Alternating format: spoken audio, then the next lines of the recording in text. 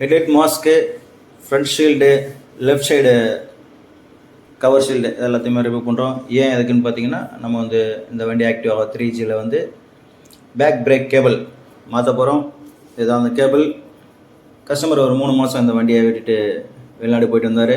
Return வந்து பார்க்கும்போது break jam ஆகிருந்தது. So நம்மக்கிட்ட வரும்போது சொல்லியாச்சு, இந்த பிரேக் ஷூலாம் நல்லாயிருக்கு, கேபிள் மட்டும் மாற்றினா போதுன்ட்டு. அப்போ பேக் பிரேக் கேபிள் வாங்கிட்டு இந்த ரெண்டுத்தையும் ஜாயிண்ட் அடிக்கிறேன் பாருங்கள். பேக் வீல்லேருந்து எல்லாம் ரிமூவ் பண்ணியாச்சு, நெட்டெல்லாம் ரிமூவ் பண்ணிட்டு புதிய கேபிளும் பழைய கேபிளும் வச்சு டேப்பில் ஜாயிண்ட் அடிக்கிறோம்.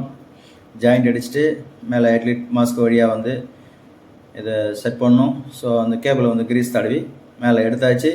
அதுக்கப்புறம் அந்த டேப்பை கட் பண்ணிவிட்டு ஃபிக்ஸ் பண்ண வேண்டியது தான். ரொம்ப ஈஸியாகவும் எளிமையாகவும் இந்த வேலையை செய்யலாம். இது ஒரு டிப்ஸ் வீடியோ அப்படின்ற மாதிரி தான் இதை போட்டிருக்கோம்.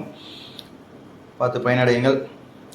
எடுத்தவொடனே பிரேக், ரிட்டர்ன் ஸ்ப்ரிங் அதெல்லாம் போடாமல் சிறப்பாக இந்த மாதிரி ஒரு கேபிளை மாற்றிட்டிங்கன்னா கஸ்டமருக்கும் கொஞ்சம் ஹாப்பி ஆகிடுவாங்க. நமக்கும் ஒரு நல்ல ஒர்க் பண்ணோம் அப்படின்ற ஒரு திருப்தி கிடைக்கும். ரொம்ப ஷார்ப்பாக இருக்குது பாருங்க. வண்டி நவரவே இல்லை, ரொம்ப கஷ்டப்பட்டு தான் கஸ்டமர் எடுத்து வந்தார்.